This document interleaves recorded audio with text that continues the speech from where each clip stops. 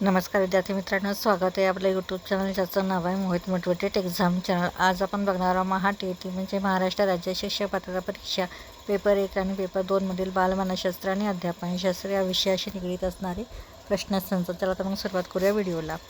प्रश्न पहिला, मानसशास्त्राच्या अभ्यास पद्धतीत तर रिकामी जागा पद्धती शास्त्रीय दृष्टिकोन असलेली आहे। पर्याय आत्मनिरीक्षण, प्रायोगिक, पर्याय दंतकथा। तर याचे योग्य उत्तर आहे पर्याय क्रमांक ब, प्रायोगिक। प्रश्न 2, मानसशास्त्राच्या रिकामी जागा अभ्यास पद्धतीमध्ये कमीत कमी निरीक्षण व जास्तीत जास्त तर्क केला जातो। पर्याय आहे प्रायोगिक, संख्यामान, वैकल्पिक, पर्यक। तर याचे योग्य उत्तर आहे पर्याय क्रमांक ड, पर्यक। मानसशास्त्राच्या रिकामी जागा अभ्यास पद्धतीमध्ये अपुऱ्या निरीक्षणाने किंवा 1-2 घटकांच्या आधारे नियम किंवा सर्वव्यापी सिद्धांत प्रस्थापित केला जातो। पर्याय आहे दंतकथा, आत्मनिरीक्षण, निरीक्षण, जीवनवृत्तांत। तर याचे योग्य उत्तर आहे पर्याय क्रमांक अ, दंतकथा। प्रश्न क्रमांक 4,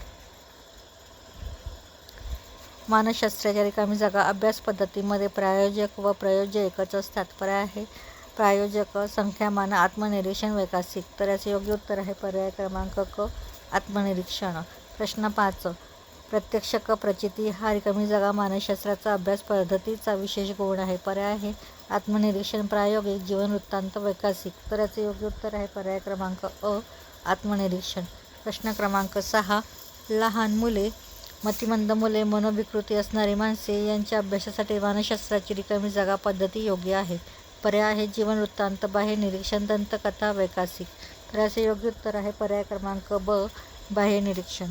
प्रश्न 7, जर्मनीत लाइप्झिग येथे 1879 मध्ये पहिली मानसशास्त्रीय प्रयोगशाळा रिकामी जागा यांनी काढली। पर्याय आहे थॉर्नडाइक, पॅव्लॉव, विल्यम वुंट, स्किनर। तर याचे योग्य उत्तर आहे पर्याय क्रमांक क, विल्यम वुंट।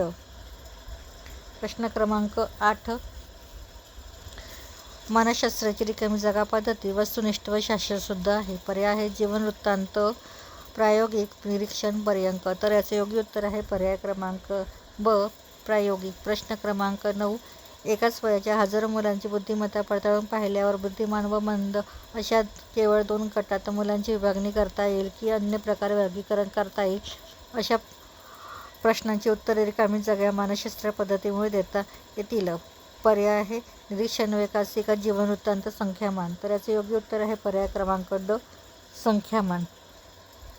प्रश्न क्रमांक 10, टर्मन या मानसशास्त्रज्ञाने 1500 बुद्धिमान मुलांचे 30 वर्षांपर्यंत सातत्याने अभ्यास करून त्यासंबंधी काही निष्कर्ष काढले। त्यासाठी त्यांना रिकामी जागा ही मानसशास्त्राची पद्धती वापरली। पर्याय आहे प्रायोगिक, निरीक्षण, संख्यामान, वैकल्पिक। तर याचे योग्य उत्तर आहे पर्याय क्रमांक ड, वैकल्पिक। प्रश्न क्रमांक 11, बाह्य निरीक्षण पद्धती अधिक उपयुक्त असल्याची रिकामी जागा या मानसशास्त्राने दाखवून दिली। पर्याय आहे J B. Watson, John Dewey, Wundt, Freud. तर याचे योग्य उत्तर आहे पर्याय क्रमांक अ, जे.बी. वॅटसन। प्रश्न क्रमांक 12, मानसशास्त्र हे रिकामी जागा शास्त्र आहे। पर्याय आहे आदर्शवादी, वास्तववादी, ध्येयवादी, कार्यवादी।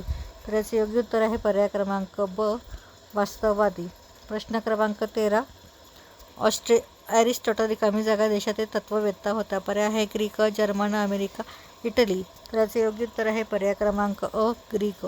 प्रश्न 14, डी एनिमा नावाचा ग्रंथ रिकामी जागा यांनी लिहिला। पर्याय आहे प्लेटो, ॲरिस्टॉटल, गिलफोर्ड, बिनी। तर याचे योग्य उत्तर आहे पर्याय क्रमांक ब, ॲरिस्टॉटल। रिपब्लिक हा ग्रंथ रिकामी जागे यांनी लिहिला। पर्याय प्लेटो, ॲरिस्टॉटल, वुंट, फ्राइड। तर याचे योग्य उत्तर आहे पर्याय क्रमांक ब, ॲरिस्टॉटल। प्रश्न क्रमांक 16, मानसशास्त्र म्हणजे आत्मशास्त्र ही व्याख्या कोणत्या मानसशास्त्रज्ञाने केली? पर्याय आहे ॲरिस्टॉटल, प्लेटो, वुंट आणि फ्राइड। तर याचे योग्य उत्तर आहे पर्याय क्रमांक अ, ॲरिस्टॉटल। प्रश्न क्रमांक 17, मानसशास्त्र म्हणजे बोधावस्थेचे शास्त्र ही व्याख्या कोणत्या मानसशास्त्रज्ञाने केली? पर्याय आहे विल्यम वुंट, मॅकडुगल, बिनी, वॅटसन।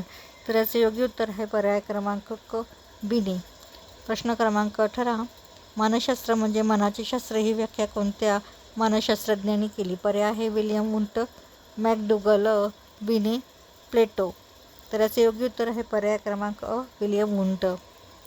त्यानंतर प्रश्न क्रमांक 19, व्यक्तीमधील मूलभूत फरक नाहीसे करून सर्वांना एकच पातळीवर आणता येणार नाही हे मानसशास्त्राने दाखवून दिले आहे। हे विधान चूक किंवा बरोबर आहे ते लिहा। पर्याय आहे चूक, बरोबर, माहिती नाही यापैकी नाही. तर याचं योग्य उत्तर आहे पर्याय क्रमांक ब, बरोबर.